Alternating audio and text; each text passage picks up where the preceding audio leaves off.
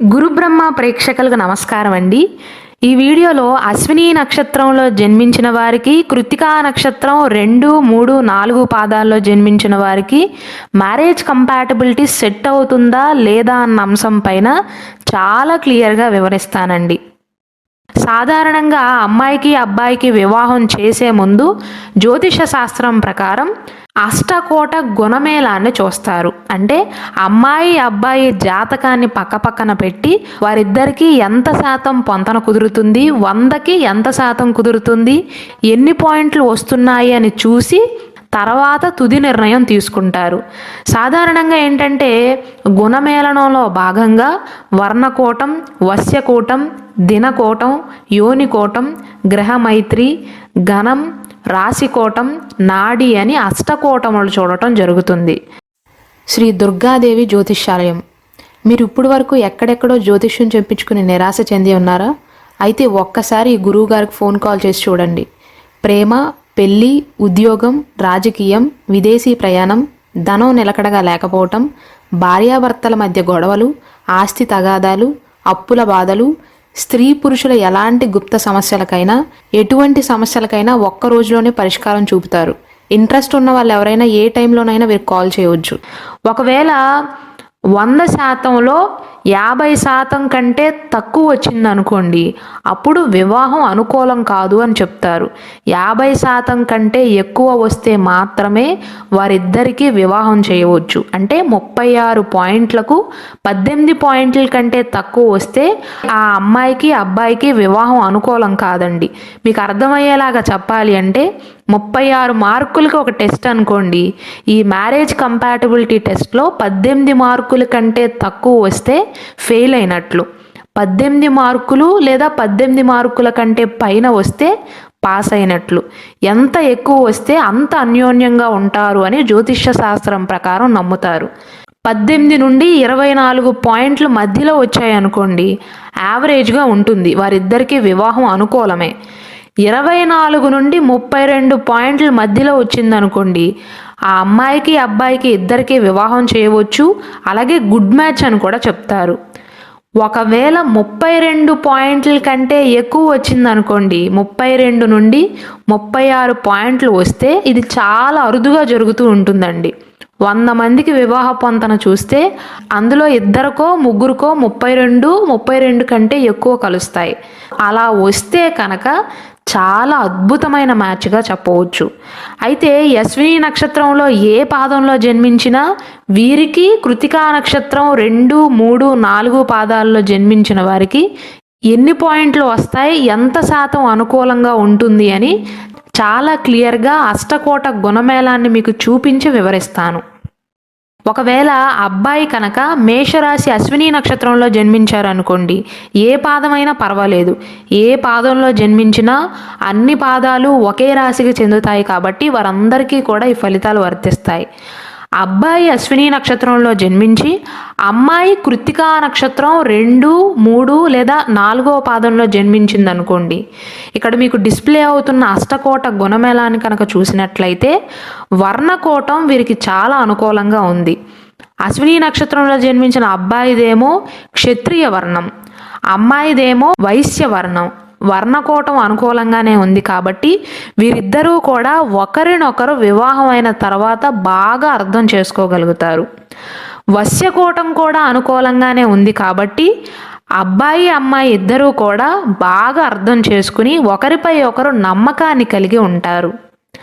మూడవది తారాకోటం సామాన్యంగా ఉంది కాబట్టి ఇంట్లో స్నేహపూర్వకమైన వాతావరణం ఉన్నప్పటికీ కూడా అప్పుడప్పుడు అమ్మాయి అబ్బాయి పైన ఆధిపత్యాన్ని చలాయించటానికి లేదా అబ్బాయి అమ్మాయి పైన ఆధిపత్యాన్ని చలాయించటానికి ప్రయత్నిస్తారు. కానీ ఒకరికొకరు సహాయకారులుగా ఉంటారు, ఫ్రెండ్షిప్తో ఉంటారు. తర్వాత యోనికోటం చూసుకున్నట్లయితే అశ్విని నక్షత్రంలో జన్మించిన అబ్బాయిని ఇండికేట్ చేసే యానిమల్ ఏమో గుర్రం. కృత్తికా నక్షత్రం 2, 3, 4 పాదంలో జన్మించిన అమ్మాయిని ఇండికేట్ చేసేదేమో గొర్రె. ఈ యోనికోటం సామాన్యంగా ఉంది, 4 పాయింట్లకు 2 పాయింట్లు మాత్రమే మ్యాచ్ అయ్యాయి. కాబట్టి వివాహం అయిన తర్వాత భార్యాభర్తల ఇద్దరికీ ఆర్థిక స్థితి మెరుగుపడుతుంది. కానీ అప్పుడప్పుడు వీరి ఇరువురి కుటుంబంలో సమస్యలు ఏర్పడే అవకాశాలుంటాయి. మైత్రికూటం కూడా సామాన్యంగా ఉంది. ఇక్కడ అశ్విని నక్షత్రానికి అధిపతి ఏమో కుజుడు. కృత్తికా నక్షత్రంలోని 2, 3, 4 పాదాలేమో వృషభ రాశికి చెందుతాయి. కాబట్టి వృషభ రాశికి అధిపతి ఎవరు? శుక్రుడు.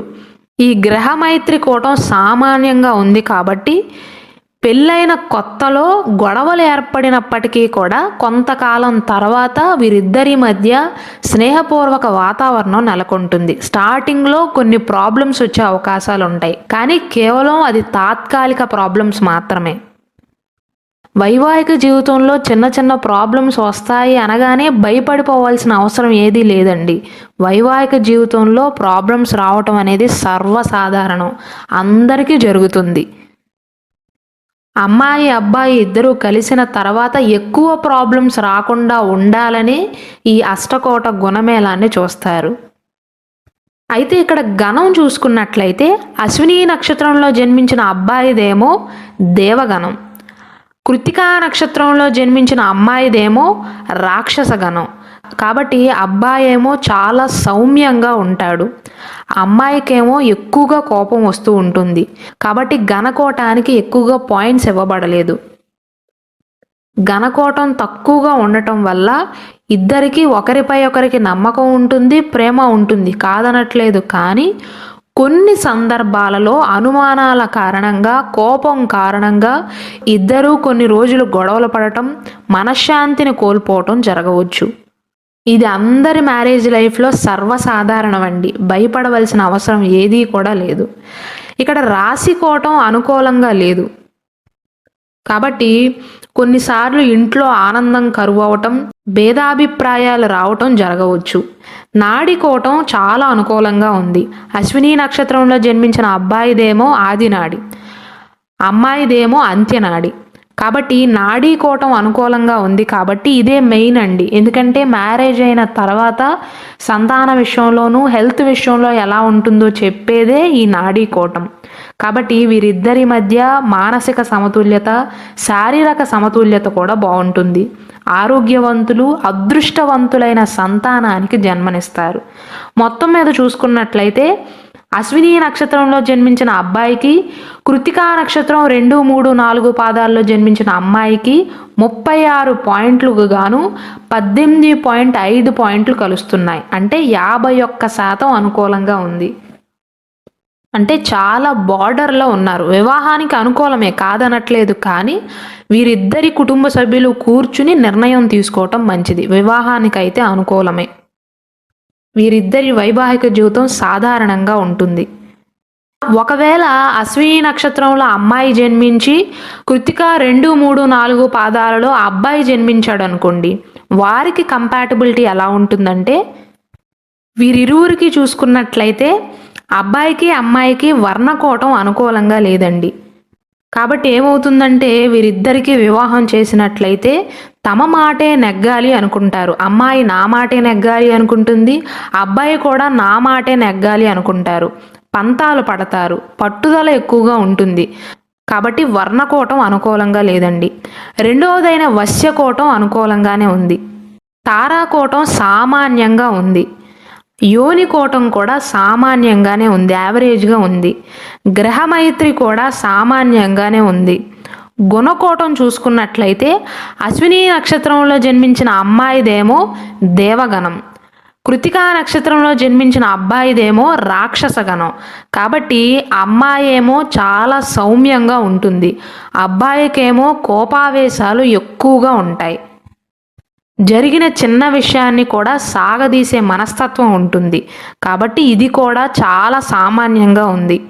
రాశికోటం అనుకూలంగా లేదండి. నాడీకోటం అనుకూలంగానే ఉంది. అబ్బాయిదేమో అంత్యనాడి, అమ్మాయిదేమో ఆదినాడి. నాడీకోటం మాత్రమే అనుకూలంగా ఉందండి. కాబట్టి 36 పాయింట్లకు గాను 17.5 17.5 పాయింట్స్ మాత్రమే మ్యాచ్ అయ్యాయండి. అంటే 50% కంటే తక్కువ. కానీ జ్యోతిష్య శాస్త్రం ప్రకారం 50% కంటే తక్కువ అంటే 18 పాయింట్ల కంటే తక్కువ వస్తే వారిద్దరికీ వివాహం చేయకూడదండి. వైవాహిక జీవితంలో పెద్దగా కలిసి రాదు. కాబట్టి అశ్విని నక్షత్రంలో అమ్మాయి జన్మించి కృత్తికా నక్షత్రం 2, 3, 4 పాదాల్లో కనుక అబ్బాయి జన్మించినట్లయితే వారిద్దరికీ వివాహం చేయకూడదండి.